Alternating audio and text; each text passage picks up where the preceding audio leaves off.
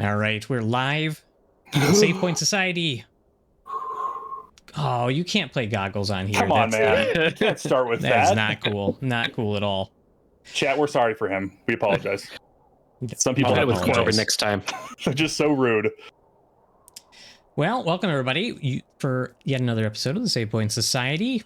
Love to start off with the first time chatter nerdcore. Welcome. I definitely don't know you in real life, so we don't have to worry about that. We'll push right past it. And we've got a interesting show tonight, I think. I want to be taking you through a bit of the history of homeopathy, how it works, or maybe probably doesn't, spoiler alert, what it is, and we're gonna kind of piece it through. It's gonna be the main topic of discussion tonight. But we are going to do this on a backdrop of Shon playing some all random, all mid League of Legends, just killing stuff in the background, things blowing up. Yeah, how does this game work for anybody who hasn't done it here, Shon? It is what's the term for it? Moab or something like that? I don't know. Moab. MOBA? MOBA. There you go. It's definitely not a place in Utah. It's definitely a game. The Moab game. That's it. Game. Yeah. So basically, you control your champion. Hopefully, you get a better champion than this because you don't want to play that. And are we gonna have another game where I'm gonna play a champion I never play as? Be the turtle. Nope, Tristana. Okay. Probably better. I'm really good. Yeah, it's one of my better characters. So yeah, basically, what you try and do is you try to get more kills and destroy the towers, and eventually destroy their nexus, and then you win. And apparently, it's someone left our game somewhere. Did you win? Did you win that game? I won another chance to select my champion because someone left. Oh, okay. I mean, sometimes it is kind of a win depending on what champions you have. I'll be the cute dragon. Cake-Up is very keen on Brandon. Ooh, wait. Which is nice. That's because I'm freshly showered. You guys have a close relationship. Mm-hmm. Yep. Mm-hmm. I'm tantalizing right now. Big beefy boy with an axe. It looks like. Mm-hmm. Yeah. Oh, our team is thickums. Our team's kind of. Ooh, I would not want to play against our team. So you don't have to. Yes. You're on the team.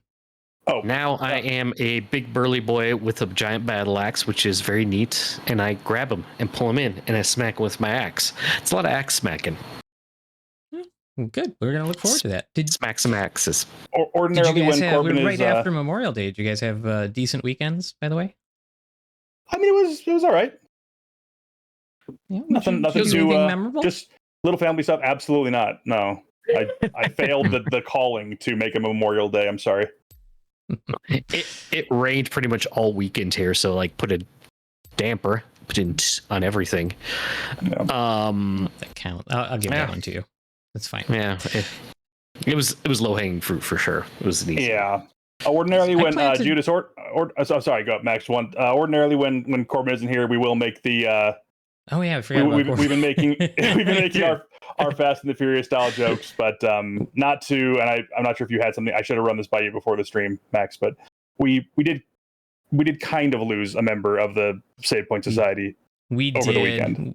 We did. I'll let you. And no, it's okay. I will mention. Unfortunately, and very sadly, my sweet dog Bear passed away this last weekend. So he will have to be immortalized as the forever mascot of the Save Point Society.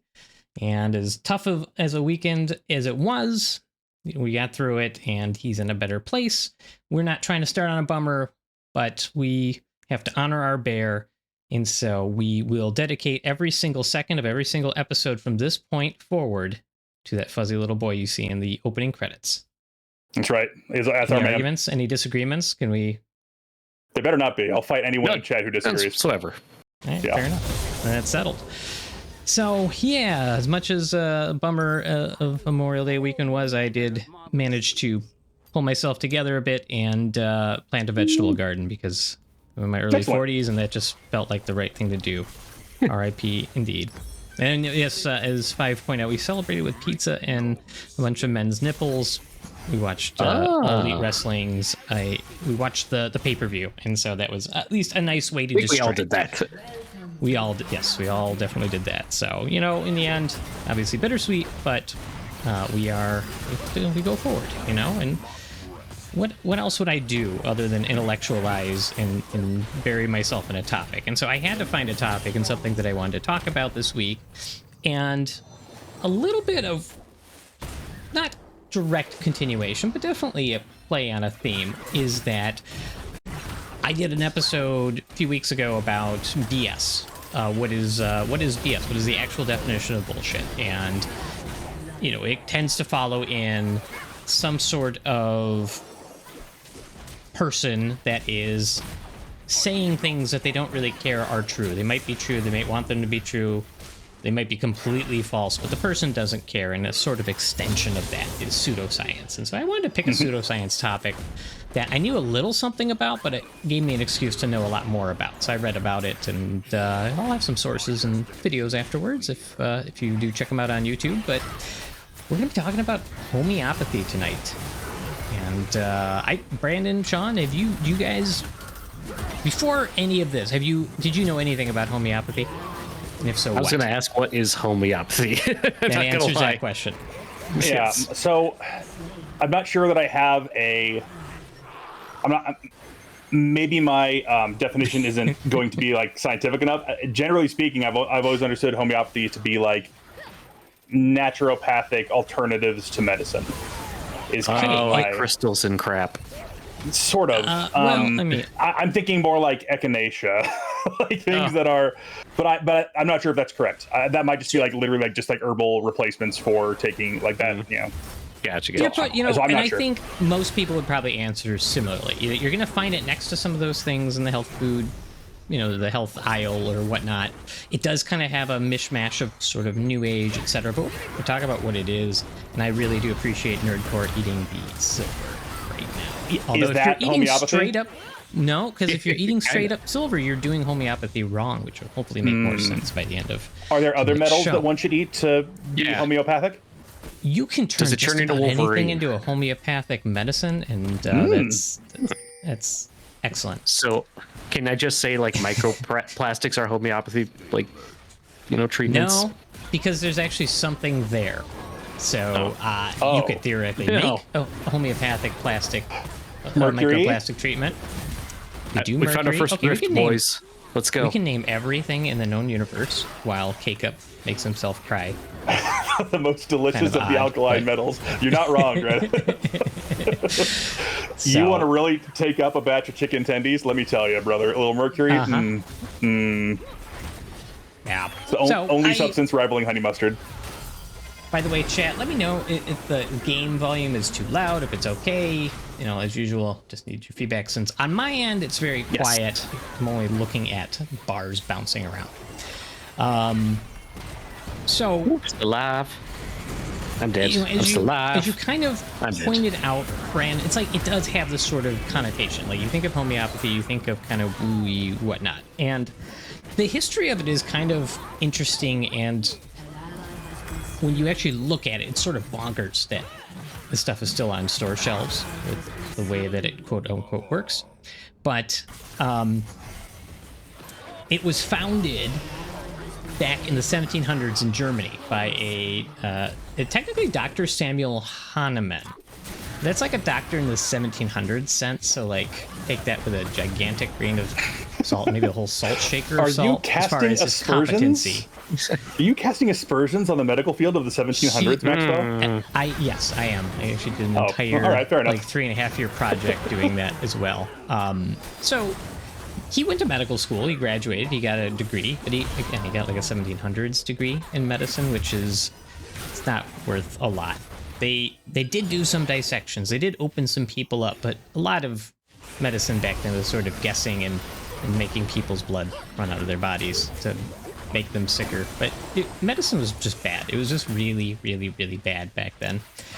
And so he takes a job, or he goes into practice after medical school for like 15 years. Cannot make a living at it. Just cannot make a living at it. And so he's like, you know what I'm going to do? I'm just going to make something up. That's going to be much more lucrative. And he's right, because nothing ever changes. And that he actually in 18th century died as a millionaire because of homeopathy. Jesus. My humors are not out of balance, Janet. That's a great reference, but that's even that they did love humors back then. They did love the 4 humors, which Have you tested them recently, Max? I have. I've tested at least one of them. Oh. But not for bile. Yeah, the humors were like an old Greek. So before, medicine has always had this problem of doctors really revering old-timey doctors.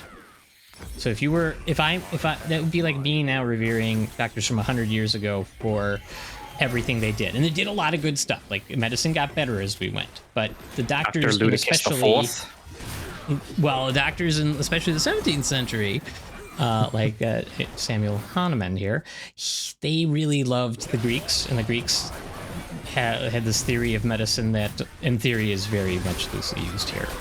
That there were 4 humors that made up the body, which were like red bile, black bile, yellow bile, green bile. And if they were out of balance, that was all sickness. And the Greeks were definitely just making stuff up because they didn't do any dissections or really test theories. So you could just make up stuff. And I think that's how, get your bile checked because that's how the body works. It is not how the body works. Fact check. Oh, no. The 4 humors were blood, phlegm, yellow bile, and black bile. Thank you very much. Okay. It wasn't just all bile. Oh, Okay. Okay, that would be ridiculous if it was all just bile. There was also phlegm. Oh, just bags of bile. When we're wrong on this show, we say it. I stand corrected. That's right. I got the wrong fake things wrong. I mean, blood's Correct. a real thing. Phlegm's a real thing. And bile's a real thing. Yeah, but They don't work the way that they thought they worked, so that's all not real. This table under the yellow bile, it says hot and dry, fire and summer, and then the black bile, it says cold and dry, earth and autumn and fall. I think melancholia. Pretty sure it's worse than that. Was Like if you got black bile, pretty sure it's way worse than that. Oh, I see. It was a combination of temperature and wetness. Oh. The 4 quadrants are hot and wet, hot and dry, cold and wet, cold and dry. It's not that kind of stream, man. This is the Greeks' fault. Don't blame me. It is the Greeks' fault. But every doctor, like in the 17th, 18th, even 19th century, just the Greeks were the Greeks. So when it came to medicine, all the famous Greek physician names were just unquestioned, even though none of what they said made sense. Oh. So you're going to see a little bit of that as we go through this whole story. Okay. So homeopathy starts with Samuel Hahnemann poisoning himself. Awesome. Great start to any story. Which I at least respect the intentionally or kind of. Ooh, Gotta figure out how this bile works. Better drink some Eat poison. enough silver and you will look like a drow elf. Don't do that though. It's bad. It's bad. Getting a little Dritz Duerden up in here. Judas is gonna fight you for that look. That's his boy. Oh, Forgotten Realms jokes. I enjoyed this. So, what Hahnemann did was like, he started eating, I think it's cinchona bark, although I didn't look at the pronunciation. Cinchona bark. Can you put an accent on that? Just whatever you guess that would be. Yeah. I'm not being serious. Synchronism. I think it's cinchona bark. I don't know. It's a bark, and it contains quinine. And they used to eat this bark to treat malaria, which is less stupid than it sounds, because the quinine does actually treat malaria. It sort of interferes with the plasmodium, the little single-cell organism that causes malaria. So the older-timey folks, and I think I don't remember how long I think they've been using it since like the 1600s, but they actually kind of stumbled into one. It actually did work.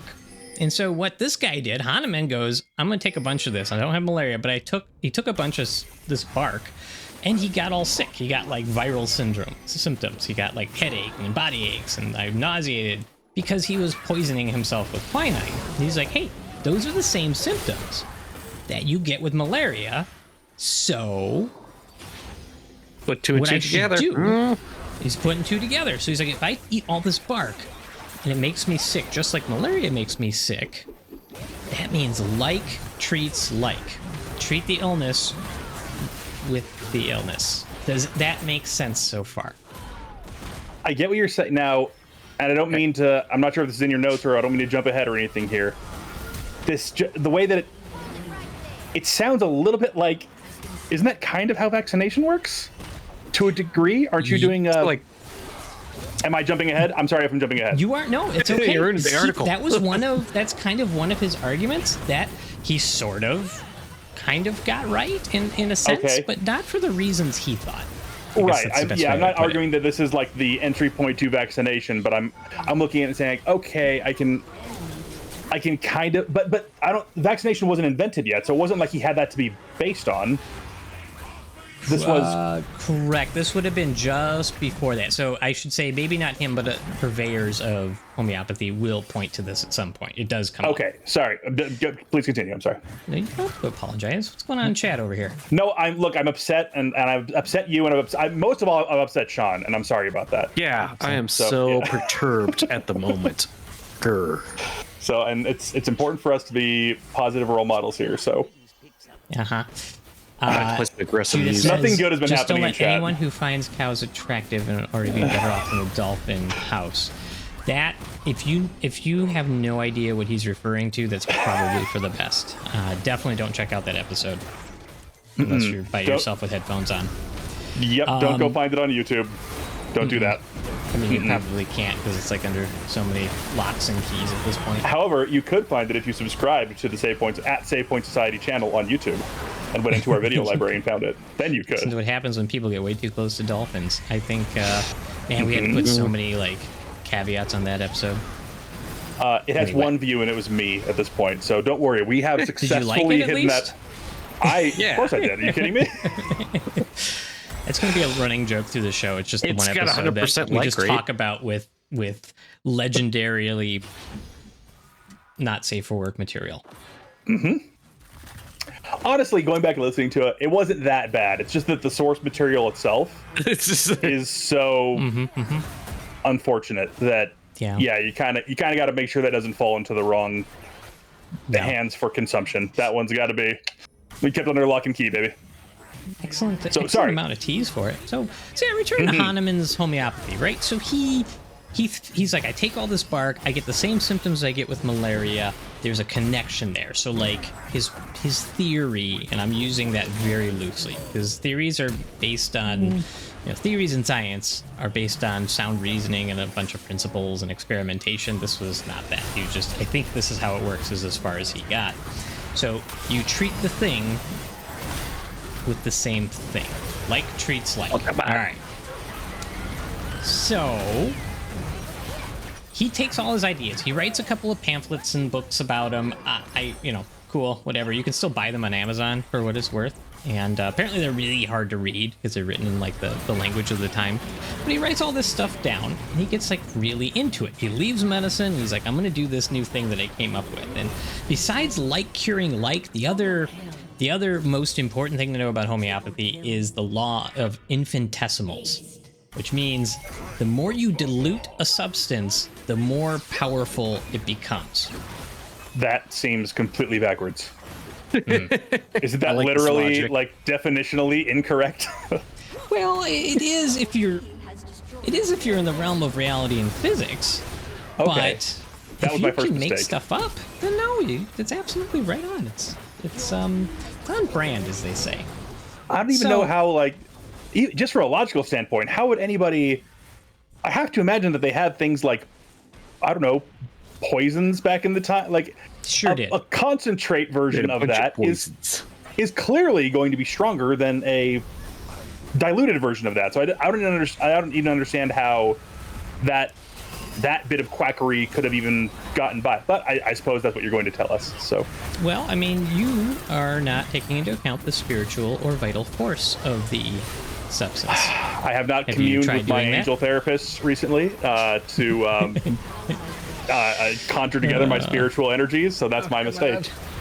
Correct. Right. So, okay, yes. So that sounds insane because it is.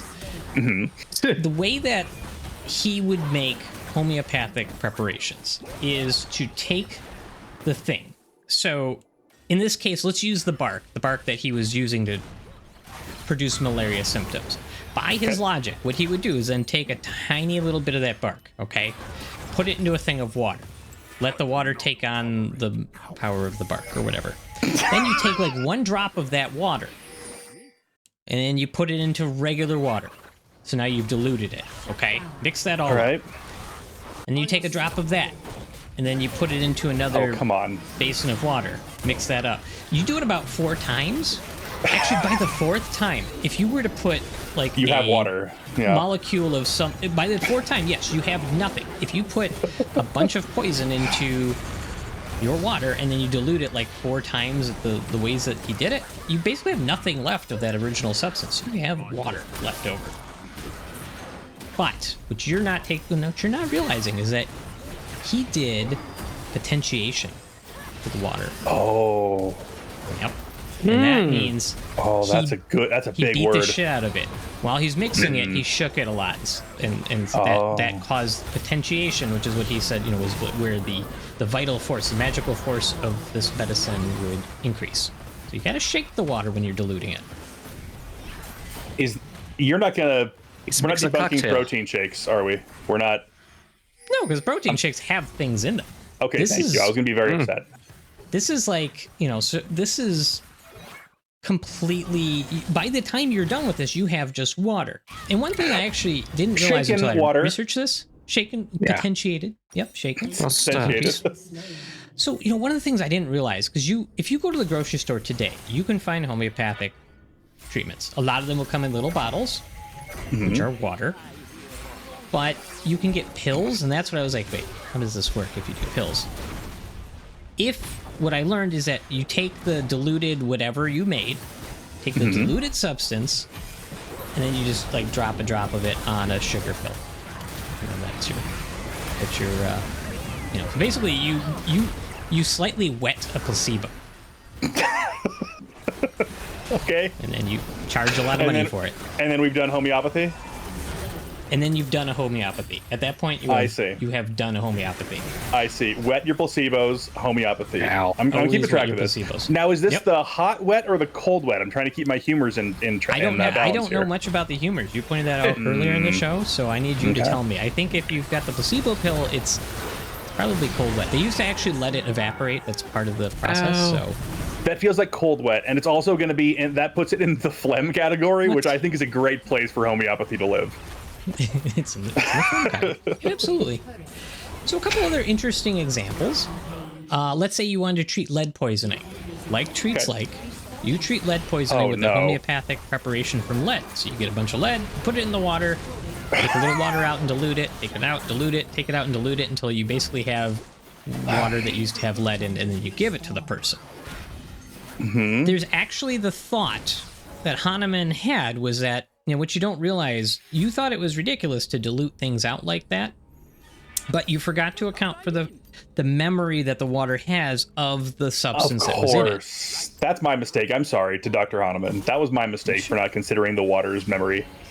Yep. Or its hopes or its dreams. That's very insensitive of you, Brandon. Shallow is what it is, and I'm sorry. Water shallow. There's something there. Yes, Gryphon, really, that is the thought. So the thought is that the water retains, some people will explain it like it retains the shape of the substance. So like if you had lead molecules in there, there's like lead molecule holes in the water. That's what give the water its thing. So, but the first thought I had when I thought of this was that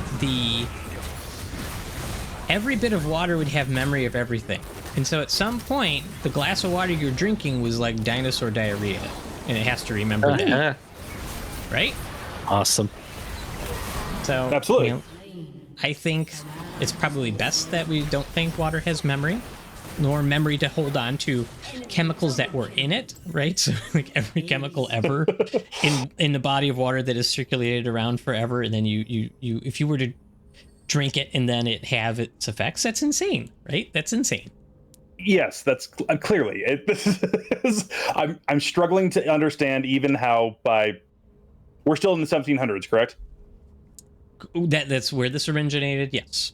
Yeah, I'm struggling to understand how even then there wasn't like just a pause. But I guess this man's going to be using his credentials to pass this off, isn't he? Just knowing what I know about charlatans. No, here's the thing. So, and I don't actually. This might be a good thing to look up. There is a difference between a charlatan and a quack, and I always forget the exact difference in what we would classify him as. Because one of them is like it's sort of like analogous to BS versus liars. So I can't. I think I think you're right. if you look, 2 seconds. you should figure out what he is. So a quack doctor is a person who pretends to have medical skills or knowledge they do not possess, often for, well, I don't know, this is giving fraud on the quack side too. I thought the quack was just going to be, this is quack doctors lack proper medical education, licenses, or certification. They often make false or exaggerated claims about their abilities or the effectiveness of their treatments. Where a charlatan is a person falsely claiming to have a special knowledge or skill of fraud. The kind of right in line with each other, it seems like in this regard. There's an overlap because I think he went to school at his time, so like he's technically trained in the, right. I don't know if I'd call him a quack. He's licensed, right? At least by their standards. By today's standards, right. Obviously, it'd be different. But by the AI overviews standards, it seems like he would fall more into the. But I guess that gets to the question of: is he does he genuinely believe this, what he's selling, or is he knowingly selling a false remedy? That's the real question. That's a great question. Yeah. And I think the answer is he probably genuinely believes. I don't think this, I mean, great, he made a lot of money doing it, doesn't but have all the data. He wrote, he thought he was doing a good thing. Right. And I think so, like, and he also was, this was all coming in a time where, like, the knowledge of how anything medicine worked was pretty rudimentary. Mm-hmm. And, you know, I think it's easy for us to look up and be like, well, how on earth did anybody buy into this? But there's a lot of good reasons. I mean, early 19th century medicine is horrible. Like, it's mercury for everything and bloodletting and purging. They loved purging. Like, make people vomit, make them have bowel movements like crazy. Like, those were just if the blood has the bad stuff in it, get it out of there. I mean, that's kind of what they did. And that all actually falls under, it was called heroic medicine. That was a term for it. Well, heroic medicine? It was called heroic medicine. Yes, Janet, leeches.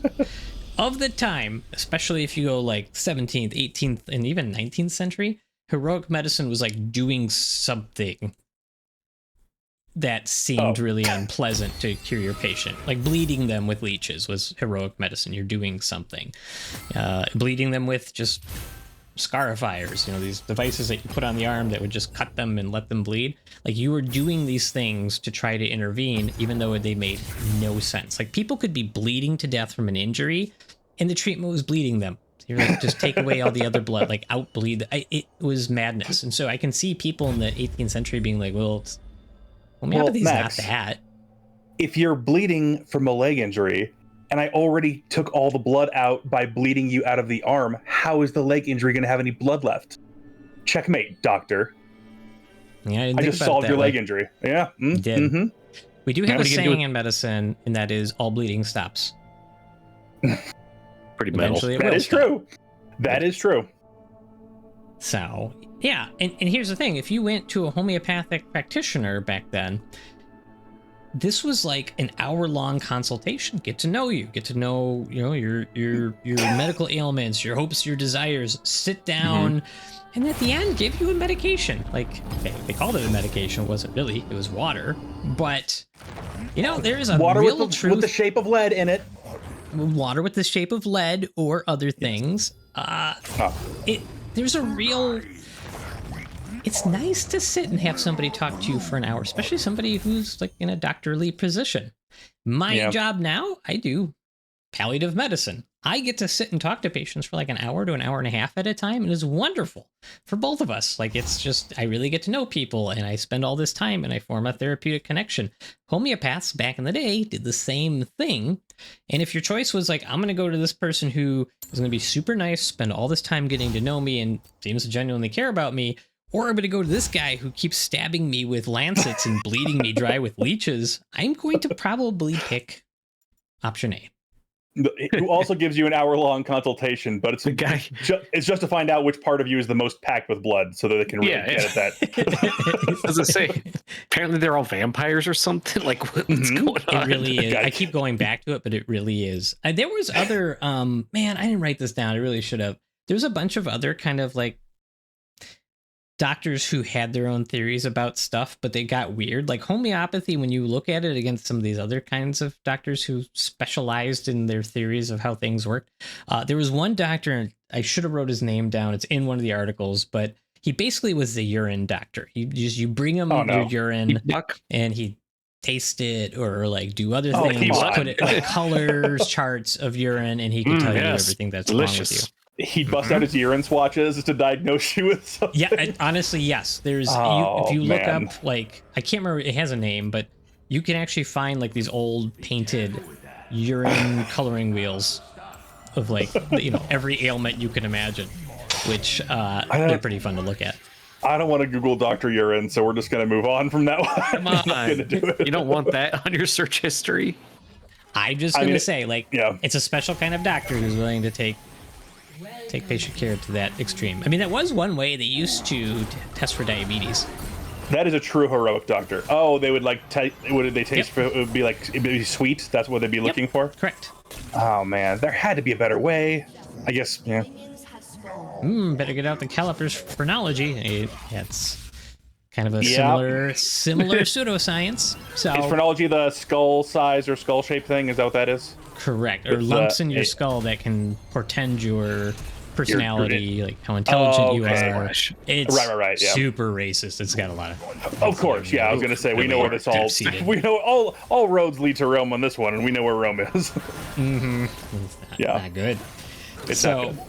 Yeah, and I mean, again, homeopathy at that time was simple. It was basically safe seeming, and it was kind of had the spiritual aspect, which is it was the gentle form, and people like gentle form. And it's sometimes the art of medicine is trying to do as much nothing. Like nothing can be the therapeutic move. Like sometimes you don't want to do something, and homeopaths were basically doing that correctly, but accidentally. Sometimes doing something is causing a problem. Right, because you might be futzing with a thing that will ultimately the human body is pretty good at. You have an immune system, you have corrective systems within your body. It might be able to solve a problem on its own, and you futzing with it might actually cause more harm than good. Yeah. Futzing with it in a way that physiologically makes no sense. So if like somebody's super sick from like an abdominal infection, a lot of what they used to do is be like, all right, let's give them some enemas and make them vomit a lot. It's like, no, let's stab them in the stomach a few times. Sometimes doing nothing is the better move when you have those choices. Yeah. 5 wants my skulls. I have a fair amount in my house. I'll let you borrow them. Did he mean your multiple skulls, or is he talking to all of us? Because no, 5, you can't. Mine's attached. Or at least to me. I kind of need it. Or at least make me an offer. And there is a going rate, FYI. You can. Oh, I didn't want to know that. Why am I not surprised? Oh, never mind. I want my skull in the dark web. It's been upgraded. It's been upgraded to a need. You can buy skulls through Facebook. It's a real thing. Oh, jeez. Why? I don't want to know that. You're going to learn something on this show. All right, fine. I'm Googling it. Facebook Marketplace.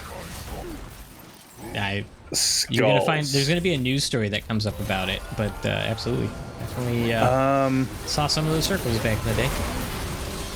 Never purchased any, promise. Yeah, it's not really coming up with anything. It's like coming up with rocks and stuff. And then like this one is like a clearly like a plastic dummy kind of thing. Oh, here we go. These are a bunch of animal skulls though. Yeah, it's you're getting warmer. Contact seller. Yep, they don't want to give you the price. They don't want to. Nope. Don't want to give it away. They want to talk to you first, and that's what I want to do. Is I want to build a relationship with my skull salesman before I make that purchase. Honestly, not to digress too far, but there's reason that you might like. It's already skeezy, and I definitely do not. How so? Selling those things online, but because depending on where they're sourced from, you want to you never know, and that's the problem. Is a news story you'll come across was a dude who was working in a mortuary getting specimens, and so you do want to at least vet them for that. I can't remember where it was out of. I think it was out of Michigan. I might be wrong. I wouldn't think it would be. I was like kidding. I wouldn't think it would be actually legal to sell human bones on like a regular marketplace. Like I didn't. So yeah, just a thing you can do, huh? there's a couple of states where it's definitely not, and a lot of gray zone. Why am I not surprised? Yeah. Let me guess, Florida? There's always some wacky states out there. I don't know. You'll have to go deep into a rabbit hole to fact check that. I'm not willing to put where can I legally buy human bones in my Google search history. I'd rather Google Dr. Urine than that. I have my limits, thank you. We do have our limits. That's 5, this is all your fault. It's a good thing you're a great moderator. Otherwise, we'd be having a talk to you. If you stumbled upon this channel and you're wondering what the hell is going on, It's all right. this It's is normal. more or less what you can expect. Don't worry about it. The other thing about homeopathy is that it was also popular among royalty, especially up until like the 19th century, and even like now, like British royals have long endorsed homeopathy. So that kind of gave it a credibility it wasn't really due. They actually had whole homeopathic hospitals, believe it or not. And I just find that fascinating. Like, there's London Homeopathic Hospital, and what does that? I guess it's just homeopathic medicines, but that's just Just a water with hospital shapes full in of it? water. Yeah, that's what it sounds like. Just a I guess hospital I'm not full of water. like on the surface when you say like it was a fascination of the royals. On the surface, like before you think about it, that seems a kind of surprising thing. But then I think about like rich people today buy like the Gwyneth Paltrow goop stuff, where it's these insane things that they're using to try to, clear up conditions or provide some kind of longevity, or other nebulous terms like that. Longevity, Yes. Other nebulous terms like that. And the only people who can do that are people with disposable income. That doesn't matter if they waste it or not. So actually, when you think about it for a little bit, it seems kind of on point for it to be the preoccupation of the wealthy to be the ones who are more interested in using these kind of things. Shon, are you just who are you? Are you Maokai? A robot Crushing tree? it right now. Man, I'm a I robot got tree. distracted watching Shon melt people.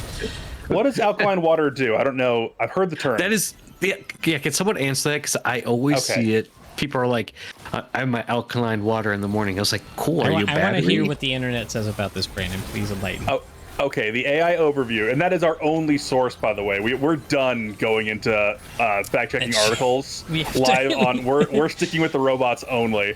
We'll do a deep dive on topics, but when we're just fact-checking, we're trusting Google 100%. So, it starts out with the purported purpose. So, good start. Okay. The purported purpose of alkaline water is to improve health. Thanks, Google. Okay. By neutralizing excess acid in the body and offering other potential benefits. However, it's important to note that the scientific evidence supporting many of these claims is still limited and under investigation. So, excess acid in the body. I believe once I it's just too heard acidy. somebody telling me about alkaline water, and I think the thought was that they literally said the human body does not deal with acid well, but it does deal with base or alkalinity well, which is hilarious because it's the complete opposite of what's true. Like, we have a lot of acid-base symptoms and systems that help us get rid of acid way easier than base. It's we can survive pretty crazy amounts of acid in the blood, and when you get alkaline, the systems that try to make you So we're less kinda like alkaline are aliens? not as strong. With that? We're like the aliens. We could become the aliens. That's what I'm hearing. Like xenomorphs. Yes. Be all acid bloody. Yes, more or less, but less how Sweet. Uh, that works. But mostly less. More or Leaning less, heavily mostly into less. Yeah, so alkaline water. It's I actually, hold on. I think I bought. Wait, I got was a the- water at work today. I think it is. No, I might this is have- perfectly pH balanced. Never mind. But I might have All right, totally excellent. missed the point of Five's comment because he said my alkaline water with lemon is the joke that the lemon is adding acid to your alkaline water, thus defeating the purpose. Five, I'm sorry. I was too stupid to have understood your joke. Now that I've that's spoken damn it out, good. I get Delayed. it. Aren't jokes better when they're explained? Sorry, They- Five. As long look, it's like as long as you go back for the wounded joke Yep. and you don't leave it there on the battlefield, I think that's worth something. I went back and picked it up, and I scooped its intestines back in and told it that everything's going to be okay. Sorry, Five. That was a very good joke. You forgot that only one of us here is intelligent enough to have gotten that. And he's busy reading right now, so you put it in the wrong hands, brother. I didn't catch it. I read it, but I didn't catch it. I enjoy it. I enjoy it heavily. Yes, smiley face. I can't wait till we get emotes, by the way. Find those followers to get those emotes. Which, like, comment, subscribe, and follow. That's right. That's right. The more of you that follow, the more of you that I don't think whispering matters, but yeah, the more followers we get, creepy whispers, whatever. Yeah, creepy whispers are good too. But the closer we get to affiliate, and as soon as we get affiliate, then we can start doing really strange emotes that you heathens can use in the chat. Isn't that what you really want? Isn't that really what you're here for? Everybody's here for that. Be like Nerdcore who followed just before the show. Thank you, Nerdcore. And polls, yes. Polls will be, I think, well utilized here. Oh, yeah. Great. Yeah, I'm looking forward to that. Right, so, I mean, I think you've seen there's an obvious problem with homeopathy thus far in that it, like, violates most known scientific physics, chemistry rules, all that sort of thing. The extreme dilutions don't make any sense, and at the end of the day, you're drinking water, which definitely doesn't have memory, the ability to retain shapes around molecules and do everything. So all of this points to it's just not a real thing, right? And it just didn't stop it from being really popular. Not only when he founded the idea of the science, not really science, but when he developed his theories of homeopathy, but Hahnemann's like homeopathic reasoning carries forward into like the 20th century, right? So there was like a boom in the late 20th century, and then there was another boom in the 2000s. Like, this is just still with us. Yeah. And by 2002, use of homeopathic remedies was like had risen 500% over 7 years, and that's like, I don't know. It's like what that response was to. I'm not sure. I mean, it's just like. Yeah, in 2002, there's not anything that's like immediately jumping out to me. Yeah. I mean, I don't. Maybe that's the issue, though, is that because I don't mean to cast aspersions on. I mean, I kind of do, but you're kind of using it for aspersion. You're kind of. I was gonna get it. You're kind of using it to treat like non-existent problems. I mean, it's a non-existent remedy for a non-existent problem. So if people don't have problems, treating real problems. I mean, in the 2000s, if people are like convinced of that they have, I'm not sure what the hot topic was back then. Was toxins the big thing back then? Toxins are always a big thing. Brandon, are you asserting on the show that nobody had any problems back in the 2000s? Exactly what I'm saying. That's 100% what I'm saying. Get that on record. So I'm going to use that if sound you voice. did have a problems in the 2000s, you didn't. Shut up. Go ahead, Max. You can carry on. Dig out of that one.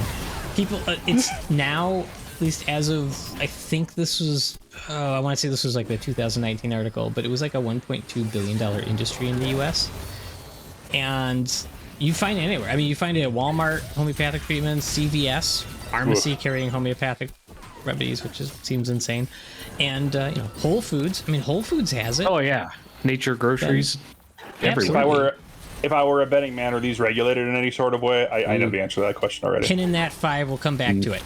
The question being, can homeopathy be an effective placebo?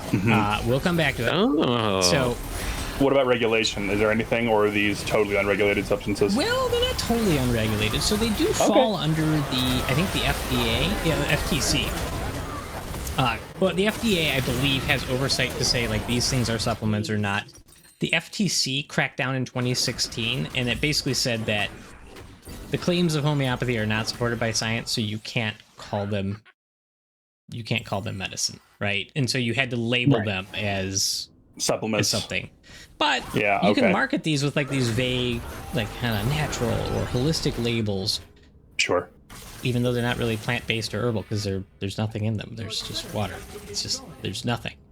I know that over in the UK, there's been a lot of fighting over the National Health Service. You know, their evil socialized medicine that The prevents worst. you from going bankrupt when you go to the hospital. They, How could they? you know, people basically saying, like, skeptic society saying, hey, we should not be covering homeopathy because it was paying for homeopathy. Like, we should just cover evidence-based stuff, especially in a system where you want to conserve costs and, Right. and whatnot. And so they would host, I really like that, they would host overdose displays. So they would go in and buy up a bunch of bottles of homeopathic remedies, and like they'd each like have fistfuls of them. They'd take them all in front of the store and, you know, cause a big scene because they're basically drinking water. And, you know, Sure. it kind of did make the point, and a lot of people said, like, that's, oh wait, maybe those don't do anything.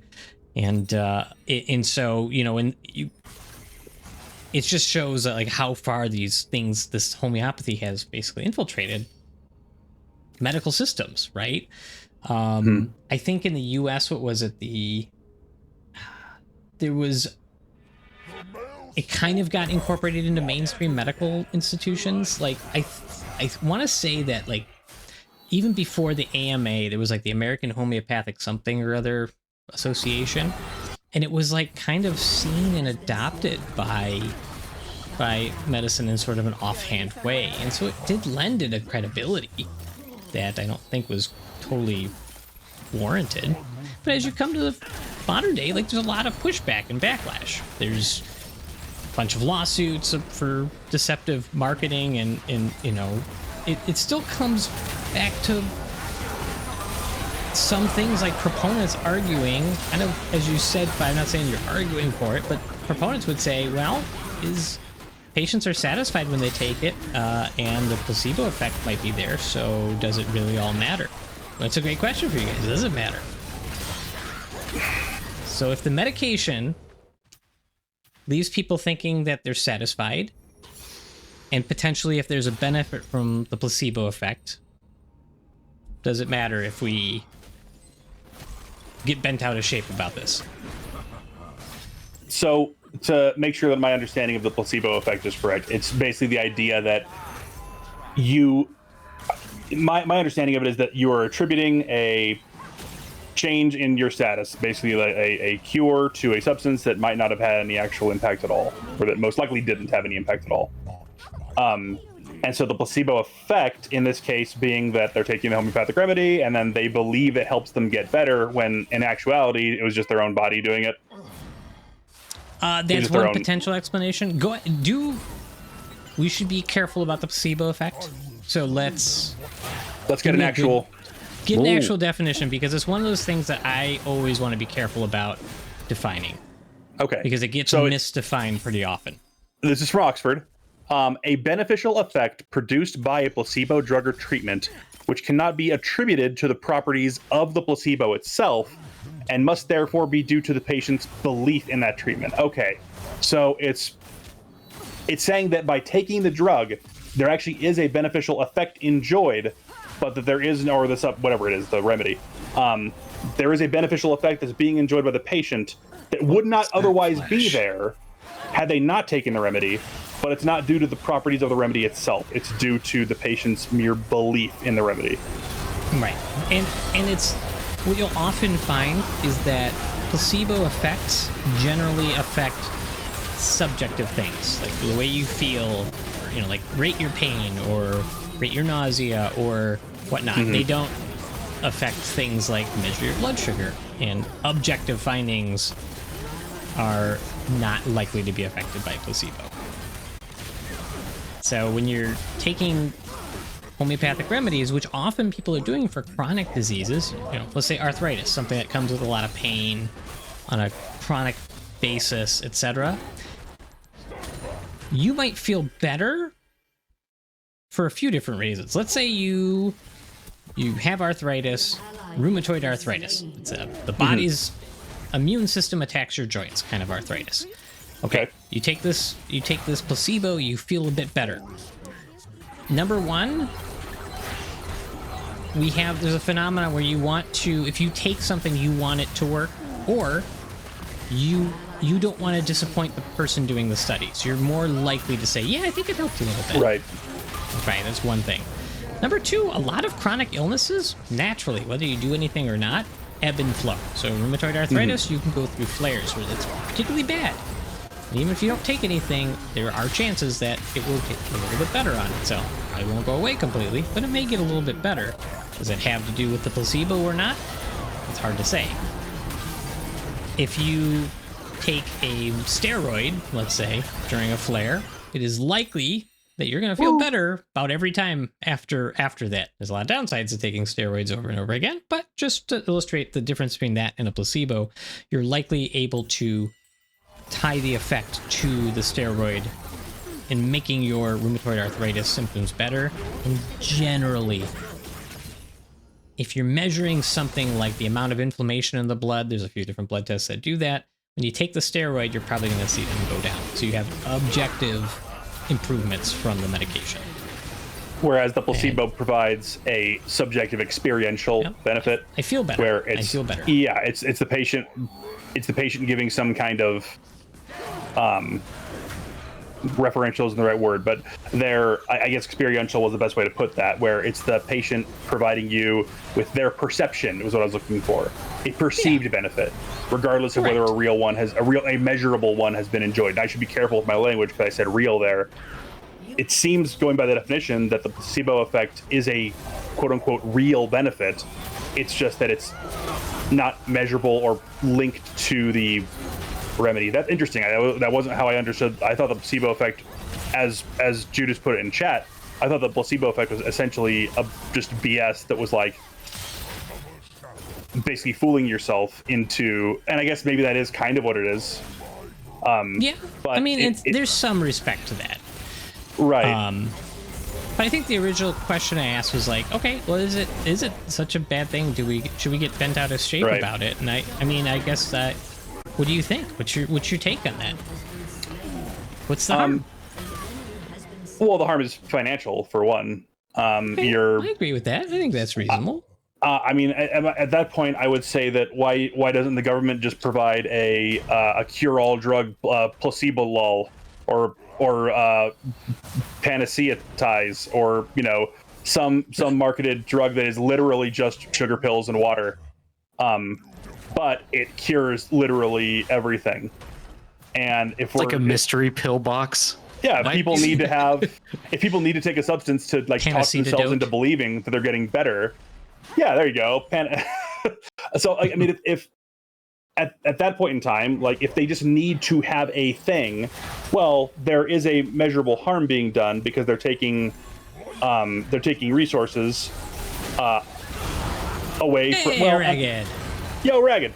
And I guess the other side of this, though, is that we did say that it's mostly affluent people who are drawn to this, but I have to imagine it's not only affluent people. No, but that's a big segment of the population. Ragged, welcome in. We're talking about placebos, homeopathy, and all that sort of stuff. So just to catch you up on the last hour-ish conversation real quick. Glad to have you in. Appreciate you stopping by. But no, I mean, the question that I was just asking was so is it a bad thing if you've got these systems like homeopathy that can potentially, they're placebo effect based, and they may not have measurable effects other than kind of making people feel better. It's like the question that sometimes gets raised is what is the harm? But I'm going to say that I fall on the side of there is harm in misrepresenting these things as things that do something, because what ends up happening is that you'll have people who say get something bad like a cancer diagnosis, then turn away from chemotherapy, surgery, all these sort of things that can cure cancer, albeit not saying it's an easy road, definitely not, towards something like homeopathy, because it does, it's a much gentler path, and even early in a cancer, you can feel better, but if you're taking homeopathy and letting that cancer spread, then you get to a point where it is not curable anymore. And so the harm can be selling this as an idea that's something that can take the place of a real medical treatment. And that's, I think, where the biggest harm comes from, ignoring pseudoscience type stuff like this. Yeah, it's sort of the remember when we were kids and we were learning math, and I'm a numbers guy. I got to put it in numbers, otherwise, it doesn't work for me. I did not learn math very well, so no, I don't remember that. But I'll take your word for it. Even if you got the right answer, you didn't solve the problem the correct way. The problem was that you didn't get there in the right way. And when I was a kid, I was like, well, that's BS, because I got the right answer.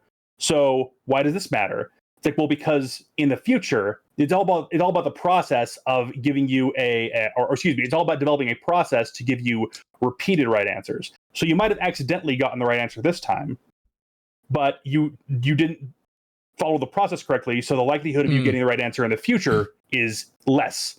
And it's the same thing here, where perhaps the homeopathic remedy provided some kind of relief, albeit a placebo. Perceived relief. Yeah, some kind of perceived relief for the patient. But that doesn't mean that it's going to do it for everything. And if the patient is now convinced that homeopathy is just as effective as real medicine, then, as you said, they're setting themselves up for, well, bad results in the future, to put it lightly. Right. I think that's pretty fair. There was interesting in the one of the articles I read was talking about, basically they were interviewing a nurse practitioner that does homeopathy but also like traditional medicine, and it was sort of like for me this like whiplash back and forth, because I'd be reading it, I'm like, what is he doing? And other times I was like, actually, okay, he sounds like somewhat plausible. So he was a guy who definitely has been doing homeopathy in his practice for 20 years, right? Believes that it works. It's not a sham thing in his mind, but also at least had the sense to say, hey, you should get immunizations. You should, if you're injured or you have you're having a heart attack, you should go to the hospital and not take homeopathic remedies. Which I sit back and I'm like, doesn't that seem like, how do you hold both of those in your head? However, I'll at least give some of the credit. And you actually did mention, I thought I had it in my notes, I didn't put it in there, but some of the proponents of homeopathy actually said things like, well, isn't vaccination just homeopathy? Right? You take a little of something like an illness, and they pointed towards the smallpox vaccine, because you are taking something like smallpox, although cowpox and smallpox are different viruses. They just happen to have enough similarity that this works, and you're treating it. But there's a difference, because if homeopathy is diluting the thing until it's gone and then using the memory of the water to treat it, when you're doing a smallpox vaccine, especially the way you used to do it, by jabbing pus udders and then poking people with the pus. Excuse me? There's nothing. That's how that was. You can't just say that. Can we go? What's a pus udder? Well, I mean, cows get cowpox. They get pustules on their udders, and so they would jab some of that into people, and you'd get sick because you'd get cowpox, but then your immune system would also fight off smallpox. But that's not homeopathic. Pus is not diluted. It's very much the opposite. It's a bunch of white blood cells and goo. Oh, it's one of my favorite things to do, is to open up an abscess and just get all the pus out of it. It's the most satisfying. You could do the creepiest set of ASMR videos. You can't say that's one of your favorite things to do. Come on, man. It is, though. Open up an abscess is Max's top tier, S tier activities on the weekend. Have you not spent time Googling and watching people do that? It's wonderful. No, I'm a normal person. No, it's satisfying. There's a lot of people who like that stuff. Serial killer like you who's watching doctor. It's abscess opening videos. Degrees different. Five said this is all part of why high school science is important. I agree. And part of what I wanted to bring up with this, and I know that my tone is sarcastic. Part of me cannot help some of that, because it's easy to poke fun at some of these things. I do have true empathy for why people turn to these things, because what ends up happening in the modern day is, especially in the US, for our fine friends north of the border and pretty much every other developed country, you meet your doctor. You're lucky if you get 5 to 10 minutes of them looking in your direction, because they've got to go see a million other patients. Try to spend a few minutes hey, how's it going? How are the kids? Out of here, bye. If you go to somebody else who's like a naturopath who then does homeopathy and they spend all this time getting to know you, etc., like I have sympathy for that, or empathy for the fact that you feel like you got more of a connection with that person. I don't begrudge that, because the way that our health system incentivizes things, you just time, and production, and that's part of, I think, why people turn to these alternative sources. And it's also less satisfying if I go in and say, especially as I sometimes have to do for my day job, like, there's no cure for this cancer that you have. And then you contrast that with somebody who goes in like, oh yeah, totally, I got you right here. This homeopathic treatment is going to do X, Y, and Z and shrink your tumors. Like, I get why you make some of these choices. They're ultimately, they're just bad, uninformed choices, but I have empathy for it, Right. It's not just in medicine either. You see this in, it can be why people get radicalized politically. Of is course. Because people are looking for someone to listen to them, to share their experience, and not just to listening to them is a big part of it, but also being able to provide some kind of an answer. I think it's just kind of in human nature, where if the system itself is spitting out results that are not that aren't catering to those human needs, like that feeling that you're really being heard, you're really being listened to, then you're going to search outside of the system for answers to it. Someone to hear your prayer, someone who cares. Yes, Five. That was beautiful. Is that a song? But I mean, in a very real, personal Jesus. Marilyn Manson. In a very real way, I mean, that's just part of being human. And there's the cynical part of me that's like, these people who are selling remedies who they know don't work are preying upon that. But I'm also not 100% sure that's true. I also do my bad. I also do kind of Marilyn Manson cover. Agree with you there, Max, that like there is something. I don't think that they're all charlatans. I think that some people do genuinely believe in it. I have a harder time believing a doctor who trades in both real medicine and homeopathy, because that's weird to me. Yeah, it's like you know the answer. So I have a hard time believing that you genuinely believe that homeopathy provides any kind of real remedy, unless you're just such a strong proponent of the placebo effect. I can't see how you aren't being a charlatan in that regard. Like, how are you know the answer to this? I mean, that's the power of bullshit, right? So in pseudoscience, right. like you can believe in truly a bullshitter may believe that what they're saying is true. Yeah. They may want it to be true, but ultimately they don't care enough whether it's true to actually find out if it's true. And that's kind of what's happening here. That's the underlying principles of homeopathy make absolutely no sense. And if you're not looking into the foundations of why you think it works, even if your intentions are good, you are still in the realm of bullshit. That's what it is. Right. Nerdcore asks a great and loaded question. Chiropractors. I will promise you I can do a whole show about that. I actually went I went back and forth. I was actually possibly going to do that for this show. Chiropractors, I don't want to go off shoot up. I have my opinions, certainly, but it's one of those things I want to do a nice look into it and form a fresh perspective. So if I may, Nerdcore, let me put a pin in that, and maybe, well, I'm going to count that as one of the first suggestions that we've received, like just directly or something. So I'm hearing you. You're telling me you want to hear that topic. So I look for it in maybe probably 2 weeks. I think that's when I'm going to be on again. I think that's an interesting one. It is. I look forward to your research on that one, because I certainly also have my it's 2 votes opinions. Yeah. But they're largely unfounded because I haven't done the research on that. So yeah, I will. I'll look. Hey, well, here, actually, it's a great segue, because one thing I I am not getting enough essential oils. Fun fact, though, a side shot on essential oils: be wary of the essential oils where they tell you to drink them, because some essential oils are very dangerous to drink. So don't drink them. Sounds like a terrible idea. It's a terrible idea. Like some winter. Let me drink What is it? this lube. Wintergreen. Oh. Wintergreen is like one of the most dangerous. Like, yeah. So you don't want to drink that. You get a bunch of I will say- salicylic acid.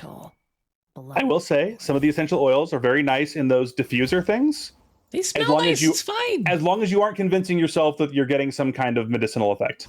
Right.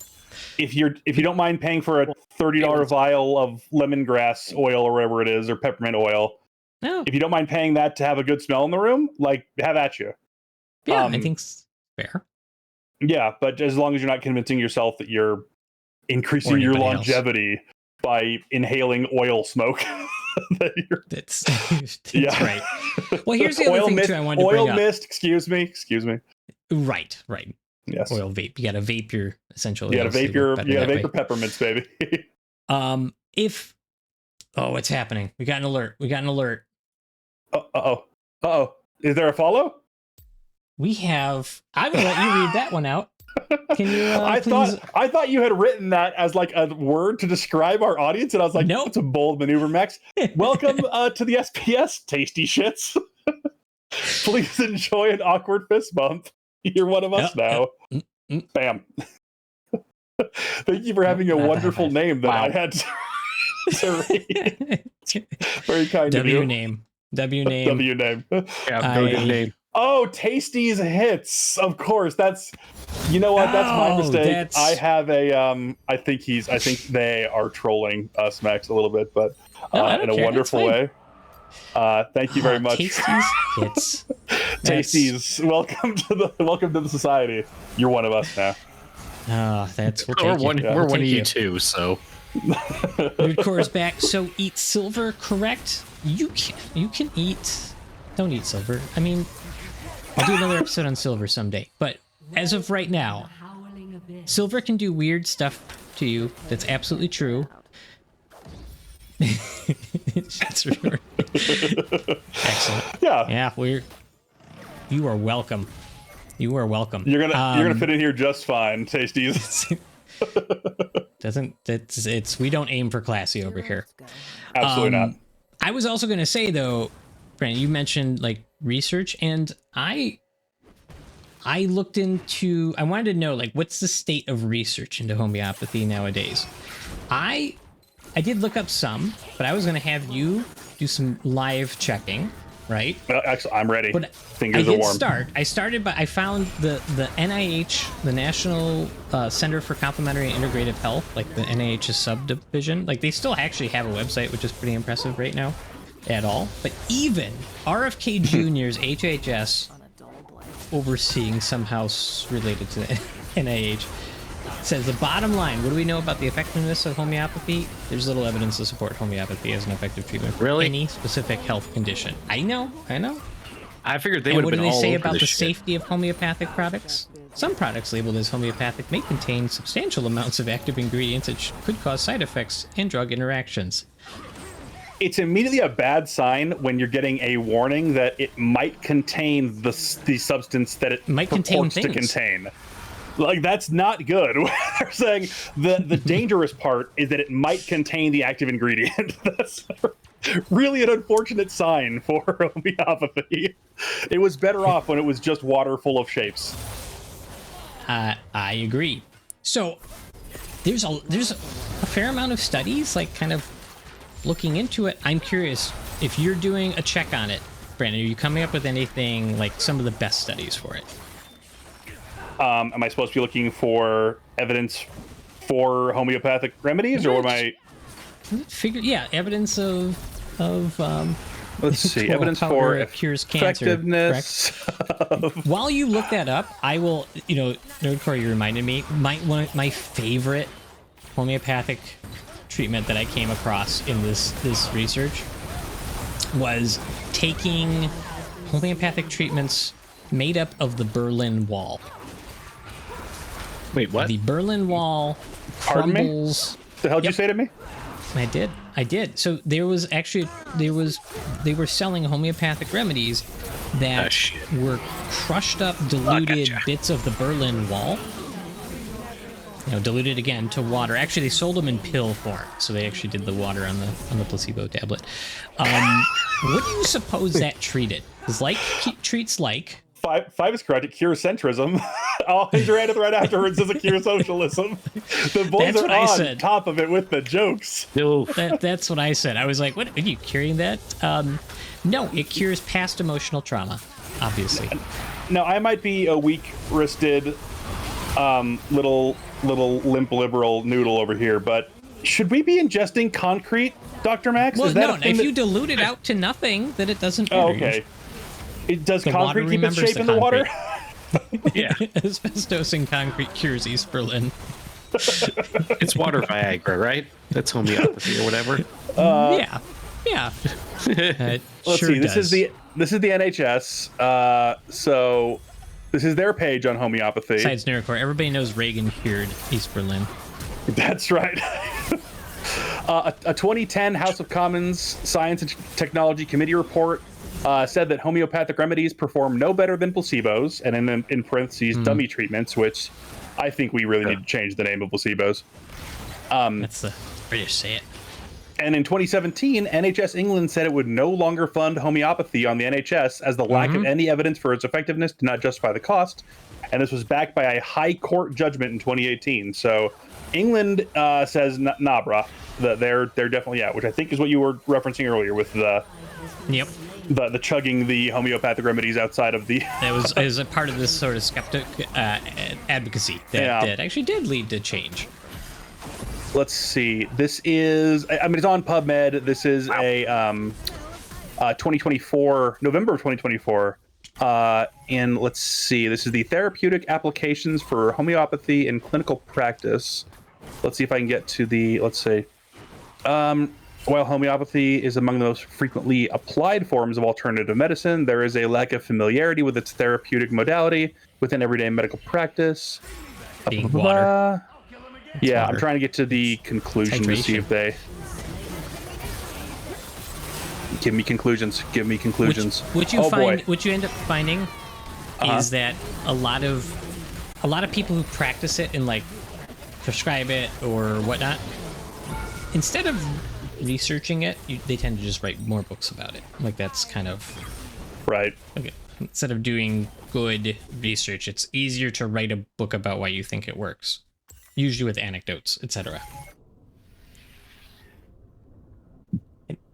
And actually, it does. One of the articles I did find, the Vox article, was interesting because it did follow a bit of the story of Natalie Grams, who was a German physician, modern day German physician, who practiced homeopathy after she had a positive experience. She was like going through medical school and doing all this stuff, and she ended up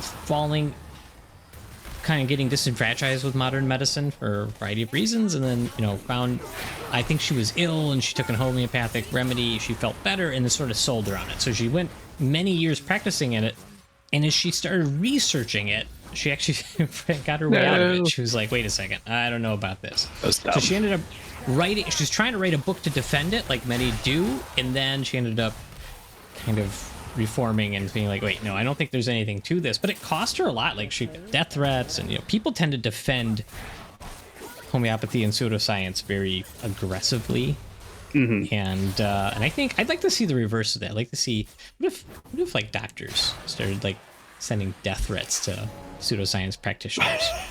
They're too tired of having to see 10,000 patients a day. They're too tired, Max. They don't have time. It's probably true. I do also appreciate the symmetry of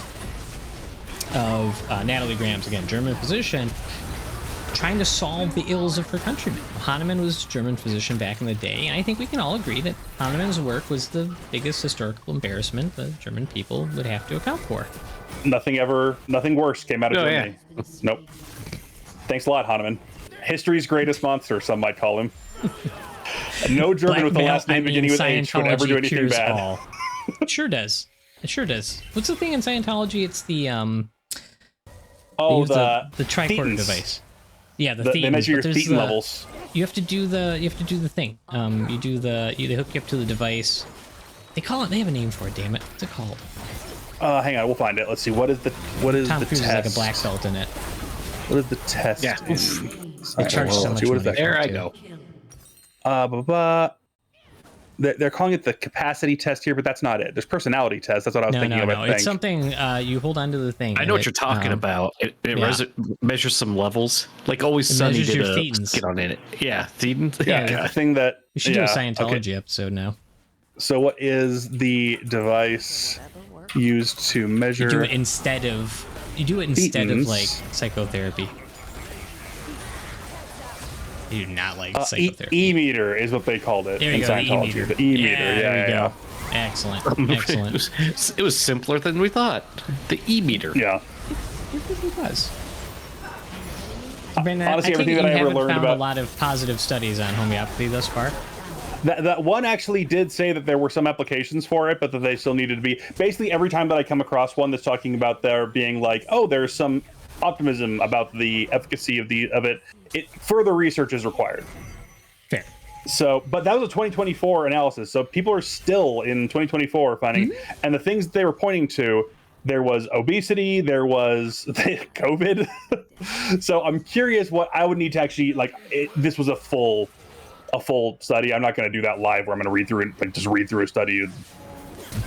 We don't need that kind of boredom sweeping through our content. But they did publish their methods, and through each condition they were talking about treating with it, they were publishing their results and explaining how they came to their conclusion on that. So I would be curious to go back and read that one. Here's the other interesting question. Like, could you make a case to say that it's not, that you're actually doing a disservice by researching this at all, like devoting resources to it?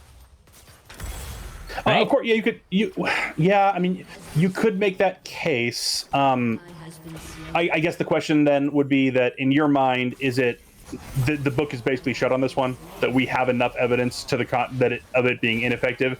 And I'm playing devil's advocate here. No, I'm raising the question. I think.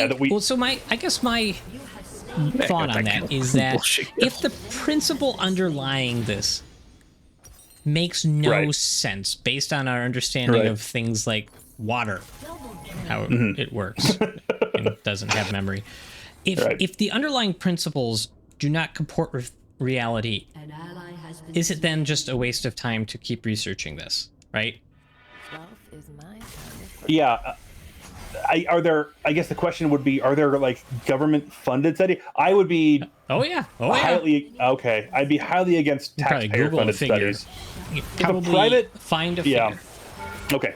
If like private industries want to continue to, or private businesses or whatever, private enterprises want to research it, by all means, I don't think it should be outlawed. But should it be funded with government dollars? Boy, there's just not. I don't want my evidence. government dollars going Let's towards see. it. Hell no. How much? Interestingly, in a modern time too, where you have like this anti-science sentiment, where they were making fun of what was it, like studies on like animals that don't seem to make sense or are ridiculous. The thing is, it's not just for kicks. Like, you actually do learn, like, by studying different species and what seems to be insane things. For instance, the Instagram video I sent to a few of my friends before about a spider research project where they were trying to figure out how spiders track movement with their eyes, and they literally they glued little jumping spiders. They put a little dot of glue on their head and just put a little. They put them on a pole, so they were pole stuck to their head, and then they're moving their hands. They put a little ping pong ball under their feet, and they were able to move the ball, and they could track. Where they put this thing on a screen based on where the spider would move the ball and the way it would rotate it, they could tell which way it was trying to move and how did it track the movement, which seems insane. And it was kind of adorable, to be honest. Jumping spiders are the cutest spiders, and seeing a little spider with its head glued and just kind of waving its legs and then running in place, it's adorable. And they didn't get hurt. They just, the glue dissolves and they're fine. But that seems insane, but it does teach us how their nerves work, and it informs things like, how do you make new sensors? If this is how this species work, how does this species work? How is this different from our eyes and our neural systems. You know, there's importance to that. I don't think there's importance to making fake medicines that are water and then testing them out with hard-earned science dollars, unless you're just a private organization and you want to. Yeah. And the problem there comes, all right, well, now you do that, and you've introduced all this bias into the studies, because you're probably looking Right, for... of course. That's the issue. Is that the reason you want a governmental or university-funded study is that ideally you're getting it from an unbiased source, or supposed to be. Obviously, we can go through examples of university studies that are, you know, the funding originally came from an outside source. It ended up in government hands, went through university. Right. So you can trace the dollars back to a private institution that would. So, I mean, but it's the best. It's basically the best that we have to, like, give us some kind of faith in an unbiased study. I did find, so I do feel a little better knowing what the budget is. So the government Brandon's funding talking for about budgets. Hold on, everybody. He's going to need a moment. Getting a little worked up over here. He's getting verklempt. The government funding for, they call it complementary and alternative medicine, so CAM research.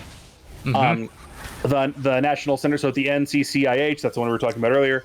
That's a part of the NIH, which is the National Institutes of Health. That's the primary federal agency that funds the research into CAM. And the entire 2024 budget for CAM research was roughly $170 million, which sounds like a lot on the surface, but $170 million in the federal government, It's like nothing. that's nothing. and that's for I'm all kind of mad that the guy got alternative. 311 gold on him. Yeah, so we're not having that. It's pretty hard to find the amount that was spent only on researching homeopathy, because the way they present the budget is it's for the full all complementary and alternative medicine. And that reminds me of an old Stephen Colbert joke, which I loved, which was I think it was Colbert, which said that alternative medicine is a shorthand for alternative to medicine, which is the correct way to. Yep. So the short version there is that the entire all alternative medicine budget for everything, not just homeopathy, is 170 million. So Oh wow. still That's still a waste, but way smaller than I was afraid it was going to be. So that makes me feel a little better. I guess I do a little bit as well. Redcore says copper draws blood flow. Had an uncle who splinted his broken tibia with copper mesh and only had limped slightly afterwards. That's what Brett Favre would recommend. See those copper sleeves? I remember the See old them? copper sleeves. Yep. Yep. Put on a copper sleeve and then go defraud a charity. That's then when you run away after defrauding, then your knees will feel good. So that's the best way to do it, is to make sure that you got your knees and ankles all coppered up, brother. Yeah. So I mean, I think this is sort of interesting. I hope you at least understand a bit more about the topic than you did before. I definitely had no idea that homeopathy was literally water. I thought it was just water? I guess that's because I was rolling all the alternative medicines into. I thought it was just kind of like an umbrella term to describe alternative medicine. But exactly, that's what I thought too. I learned today. I learned that it's way stupider than that. So that's nice. It's right. Nice is the word. Nice is it. It's a thing. I mean, it definitely is a thing. It's a word.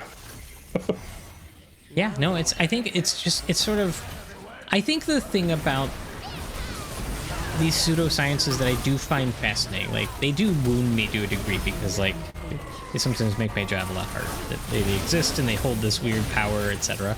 But the thing that's kind of, I think it's fascinating that they develop these sort of internal systems of how they think things work, and it's just sort of neat for me to study the history of how this idea becomes a full-fledged practice. You know what I mean? I don't know why I am interested in that. I suppose, as Gryphon points out, I'm just here for the power. I like the knowledge.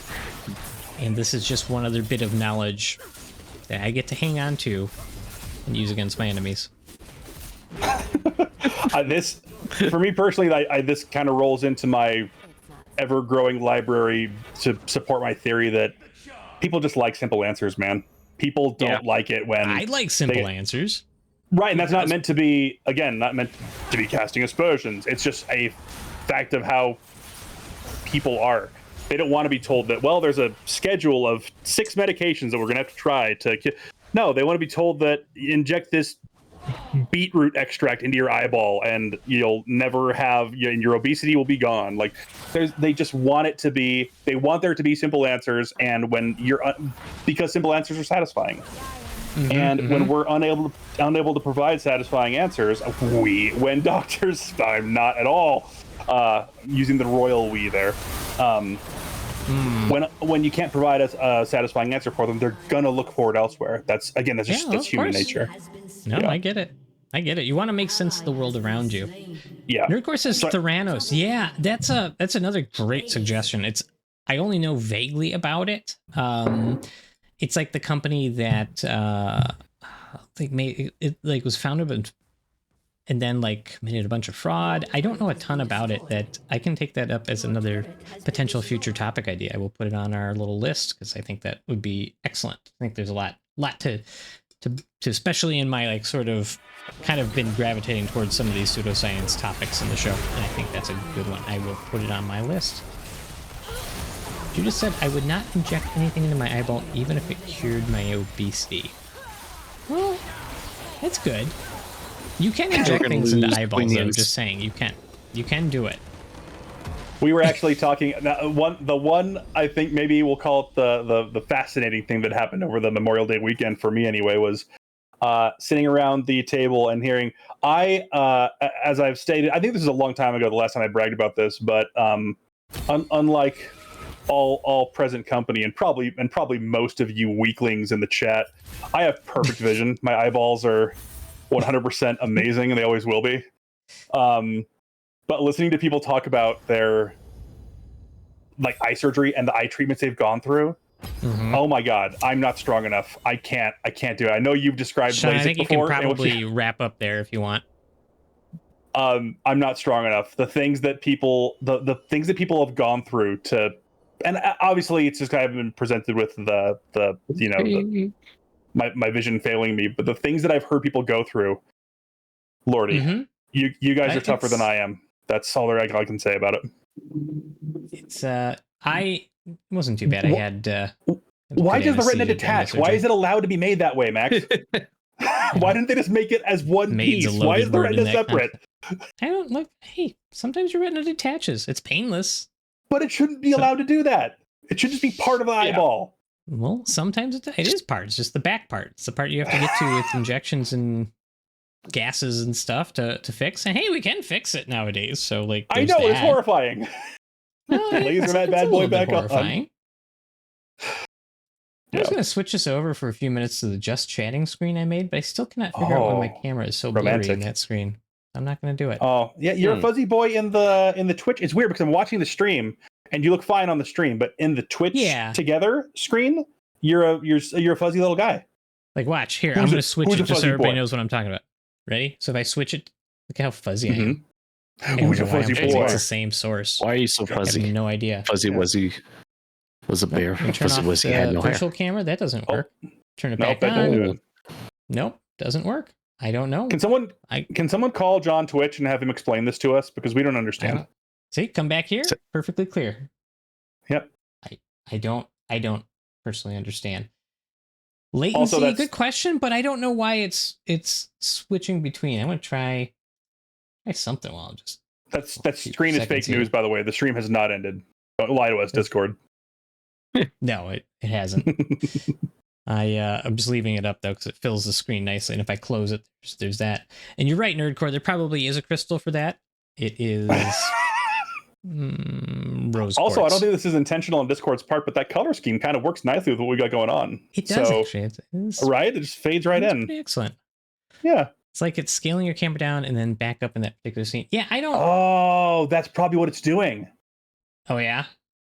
I wonder if that is. Well, no, that wouldn't make any sense because wouldn't it be doing the same for Shon and I? Unless it's because we're the website ones. Let's see here. I'm going to take. Oh, you know what? I think. Let me take that away. And then I have to add a whole new. I have to add a whole new thing, and I'm just not going to do that right now. No. It's taking too much time. Did you have any? Did you want to correct our palettes or Have we moved away from the palate cleansers other than when we And do really kinda upsetting episodes? we were doing a bunch of like kind of heavy article, like I guess this Really was upsetting somewhat heavy, topics, but we were yeah. doing Yeah. a lot, yeah, sort of borderline upsetting. So no, I didn't grab one. I know Shon had a little bit shorter timeline tonight, so I also didn't want to run too long. We can definitely continue to include like just like Yeah. some of the palate cleansers. When we say that, chat, we're talking about like articles that are just like really quick and dumb and not heady. So just to kind I of think put our a viewers can appreciate your little picture here down in Discord. FYI. oh, Big there boy I am. Brandon. That's an aspirational picture, chat. Don't be confused. I know I look enormous in the webcam, but no, I've never actually been that. That's the goal. There is Brandon Big Boy someday. Mm-hmm. Someday. Yeah. Someday, brand big boy. But I think we did a pretty good overview of the topic there. There's definitely, I will on our YouTube, I will include the sources that I used. If you want to double check anything I said, we always take corrections too. Took issue, send us a thing. I'll look at it. And I agree with you, but I'll look at it, and then maybe I'll admit if I'm wrong. So please do. I appreciate Nerdcore all the suggestions. Tasty's Hits, aka Shits. I really appreciate the follow there too. So you're welcome. Absolutely. Welcome. Please stop back. Send us topic suggestions. We do enjoy having those. Now I have a couple that I'll put on the docket, and whether it's myself covering both of them, we'll pass them along. We'll do that. We should be back in a few days on Thursday night, same general time, which is what is it 9:30 Central Time, 8:30. Yeah, 9:30 Mountain. Mm-hmm. Yep. So we'll be 10:30 back Eastern. with more of that. And then somebody else will be playing. I think Corbin's got the episode on Thursday, so we'll see what he comes up with, and we'll take it from there. Appreciate the follows, appreciate all the participation, all that stuff's makes this a lot of fun to do. So we just encourage you, come on back, and we'll figure it out from there. In the meantime, let me see if I got anybody to raid. And chat, you know when I'm being mean to you, it's because I love you, right? I'm never meaning to be mean to you. Yeah, I'm like the third grader. I'm like the third grader pulling on your pigtails because I have a crush on you, but I'm just. Oh no. I'm not brave enough to say it, chat. So. Good night, Five. Thank you. Five's taken off. Five's hitting the old dusty trail. All right. Let me see who we got. Yeah, we'll have. I think Bloodborne will be the game on Thursday, and then I believe Corbin will be the topic master.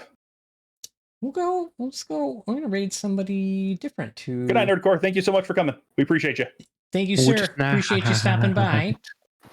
I will. All right. Yeah, I'm looking around. So, we'll kind of spread some love over to Lady Magritte, who we were introduced to by Kylea. So let's go over, say hello, and give her a Corbin should be the topic. For a few minutes.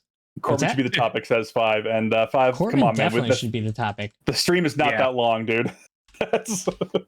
Yeah, that's Definitely a multi-episode stream. It is. It's not a month-long thing. Mm-hmm. Just to get from the mustache to the hair. Say hello. Let's go raid Lady Magritte. Let me see what she's playing tonight. She is... I've never seen this game before. I have no idea what it is. Does it have a name? I mean, sure it has a name. It looks like it's all cell shaded. That's kind of fun. So yeah, we'll go over there and raid and invite everybody to take a look at the channel. Give her a follow too if you enjoy. I saw some crafting stuff, a lot of Sea of Thieves, etc. And seems to be a nice person. So appreciate everybody tuning in. We'll catch you in a few days. Thanks, everybody. Love you. Mwah, mwah, mwah.